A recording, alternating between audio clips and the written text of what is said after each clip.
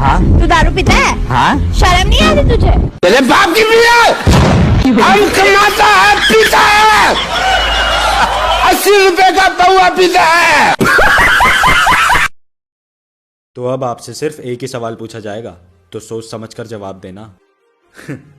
कुछ भी पूछ सकते हो आप। तो बताओ, जिंदगी में क्या खोया है और क्या पाया है? सर, जिससे मिठाई बनती है वो खोया है, और जो चारपाई में लगा होता है वो पाया है।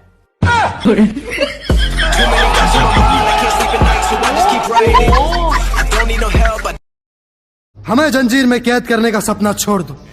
हम वो बिहारी आदमखोर शेर हैं जिसका भी शिकार करना, उसका जिस्म तो क्या रूह भी दम तोड़ देती है भाई। ज्यादा भौंकने का नहीं है शेर का भी।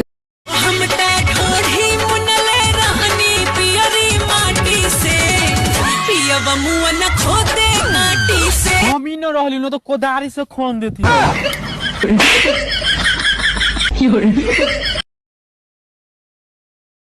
राखी ना सेंसर पिया, सटाई ना सलेंसर पिया, घोड़ी में धली कैंसर पिया। तो दवाई करा दे, हो गेलो, मार दे।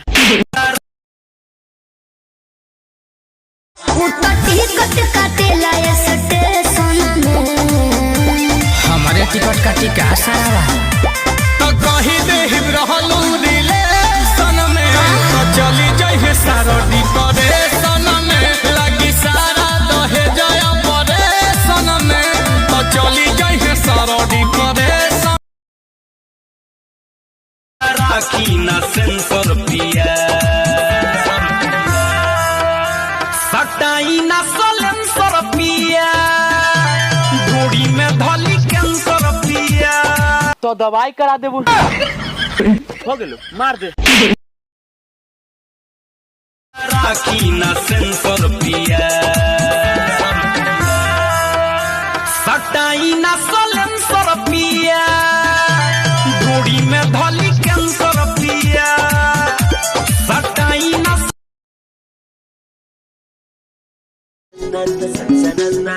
अमवा के डरिया पटकुह के कोयलिया, लब पे तरानाया गईल, नाचता तने हाय नाचता तने।